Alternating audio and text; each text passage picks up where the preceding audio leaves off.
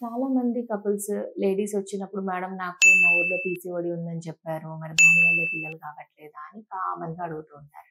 ఒకరిని పీసీఓడి ఉంది అని డయాగ్నోస్ చేయాలి అంటే ఒక క్రైటీరియా ఉంటది. ఆ క్రైటీరియా మొత్తం మనం ఫుల్‌ఫిల్ చేస్తేనే మనకు పీసీఓ ఉంది అని చెప్పొచ్చు. అట్లా కాకుండా చాలా మంది డేట్ కరెక్ట్‌గా రాకపోయినా పీసీఓ అనుకుంటున్నారు. బరువు పెరిగినా పీసీఓ అనుకుంటున్నారు. స్కాన్‌లో మల్టిపుల్ ఫాలికల్స్ కనిపించినా పీసీఓడి. ఇట్లా ఒక్క కారణం ఏది కనిపించినా సరే పీసీఓ అని కొంతమంది వాళ్ళకి వాళ్ళే డిసైడ్ అయిపోతున్నారు కూడా. పీసీఓడి ఉంది నాకని చెప్పి.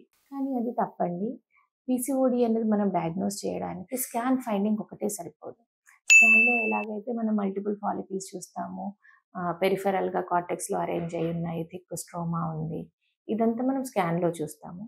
కానీ ఒక్క స్కాన్ ఒకటే పట్టుకొని మనం పీసీఓ ఉంది అని చెప్పి డయాగ్నోస్ చేయడానికి కుదరదు.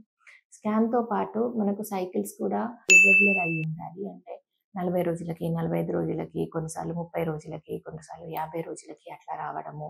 ప్లస్ మనకి ఎగ్ రిలీజ్ కాకపోవడము. అంటే మనకు ఫాలిక్యులర్ స్టడీ చేసినప్పుడు ఎగ్ కొన్నిసార్లు పెరగకపోవడము, కొన్నిసార్లు పెరిగినా రిలీజ్ కాకపోవడము అంటే ఓవ్యులేషన్ డిఫెక్ట్ ఉండడము, ప్లస్ బరువు పెరిగిపోవడము, అండ్ మొహం మీద ఇక్కడంతా హెయిర్ వచ్చేసేయడము, ఈ బియర్డ్ ఏరియాలో హెయిర్ రావడం ఇవన్నీ కూడా ఉంటాయన్నమాట.